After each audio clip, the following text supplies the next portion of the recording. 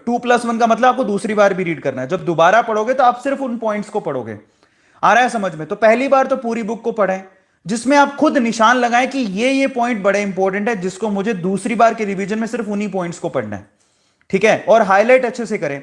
अब जब आप एक चैप्टर को अच्छे से पढ़ने के बाद हाईलाइट कर लेते हो, तो आपको एक कॉपी एक्स्ट्रा बनानी है एनसीईआरटी के लिए, ताकि जो हाईलाइटेड पॉइंट हैं उनको शॉर्ट, बिल्कुल शॉर्ट नोट्स में लिख सको। पूरे चैप्टर को मुश्किल से 3 पेज में, मैक्सिमम 3 पेज में आपको खत्म करना है।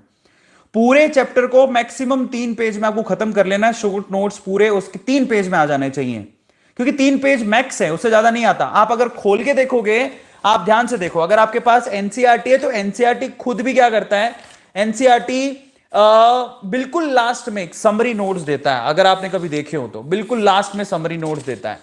अब देखो, ये लास्ट में समरी दी हुई है। अब इस समरी को, पूरे चैप्टर की समरी को इस एनसीईआरटी की बुक ने सिर्फ 1/4 पेज में खत्म कर दिया। आपको ऐसा नहीं करना। आपके जो इंपॉर्टेंट नोट्स हैंड रिटन होंगे उनको उस वे से लिखना है। लिख लिया, पहली बार अच्छे से पढ़ो। पढ़ने के बाद हाईलाइट एक एक पॉइंट को करो। उन हाईलाइटेड पॉइंट को अपनी एक कॉपी के अंदर लिखना है। ये बहुत इंपॉर्टेंट है फर्स्ट टाइम। अब जब आपका चैप्टर खत्म हो जाए तो इसके साथ एक्सरसाइज गिवन होती है।